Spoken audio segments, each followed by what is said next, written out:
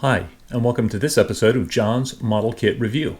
Today, we are taking a look at Eduard's 1/48 scale Bf 109 E1. And this is their early weekend edition kit, and the Eduard part number for this kit is 84164. I actually built this kit side by side with Tamiya's Bf 109E and Airfix's Bf 109E, so I'm going to be doing some comparisons between these three kits in future episodes. Being an early weekend edition kit, this kit has very limited decals. It has marking options for one aircraft, and it does not include stenciling. And so really right off the bat, you're going to have to spring for some different decals if you actually want to model it accurately. It does not come with any of Eduard's wonderful photo etch parts. So on this kit, I did use a set of pre-painted Eduard photo etch seat belts. I have mixed feelings on this kit. The surface detailing on this kit and some of the parts detailing is among the finest I've ever seen. It's really, really nice. If you're going to build this kit with the engine compartment opened up and the upper gun covers opened up, it does offer a tremendously good level of detail on the kit plastic parts. However, the build is just needlessly complicated. It's very difficult to get a precise fit on the nose area of the aircraft and the cockpit area of the aircraft if you're building this kit with all the panels closed up. And they kind of compound. It makes it such a difficult build. There's really an excessive parts count and very fine parts that need to be assembled in a very precise way in order to get everything buttoned up, in order to get everything closed up nicely and looking nicely in the end. Again, it's not just limited to the engine compartment as with Eduard's FW190 kits. After I got mine all buttoned up, I did have the top control panel, the top instrument panel on the kit kind of pushed down a little bit away from the upper cowling. So I'm not exactly sure what happened there, and I think even if you do everything right, it's still going to be a challenging build. I ended up going with a marking option that came in a different Eduard kit.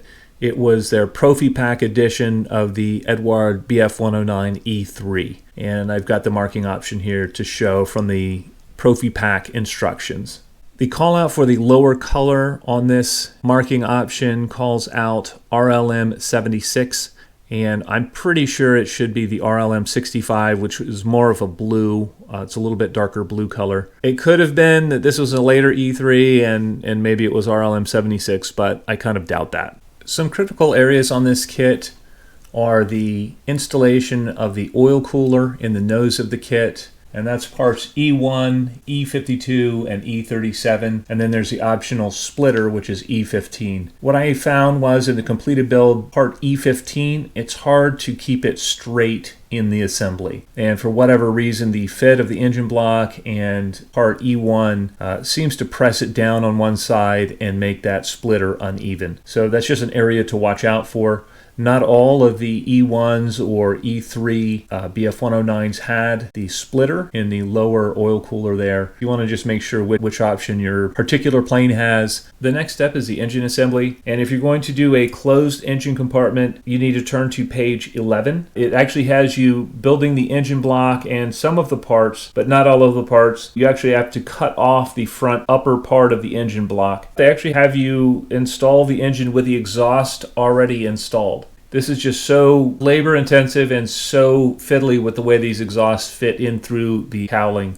On part D8, which is a tray for the upper guns, a lot of that surface detail on the upper side needs to be trimmed off with a razor blade in order for the upper cowl to fit nicely around it. Once the interior has been completed and the engine block is ready to go, you can assemble the fuselage halves. Once those are glued together, it's just a matter of dry fitting the engine covers and the upper gun covers and the air filter cover, and just taking your time and getting a very precise fit on these. As you can see, I built this model with no putty, no filler. I was able to achieve a really good fit on all of the parts, but this is just tremendously fiddly. And I would say these early Bf 109 kits are actually more difficult to put together all closed up than the early FW190 kits. Once the fuselage was complete, the rest of the assembly went very well. It was very precise.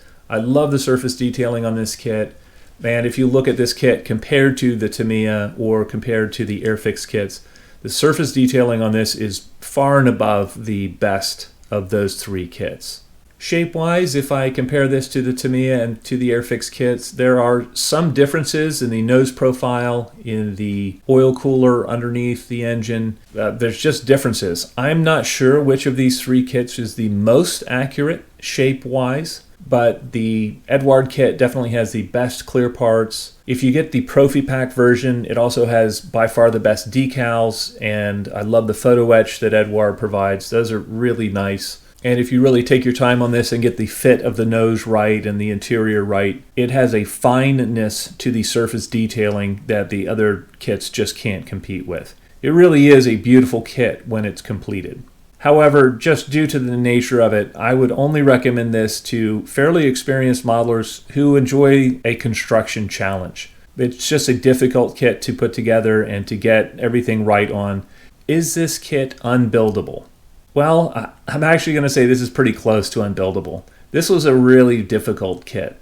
The nose section, the amount of time that it took to get all the panels right, it's unnecessary, and it makes the kit, it kind of turns from being a joy to build this kit. It can actually feel kind of burdensome at times. Would I build another? I'd have to think long and hard about that. It doesn't sound super appealing at this time. I'd love to know what you guys think. If any of you have built this kit and want to share your experience with it, please feel free to post in the comment section below. I hope you found this video entertaining and informative, and until next time, model on.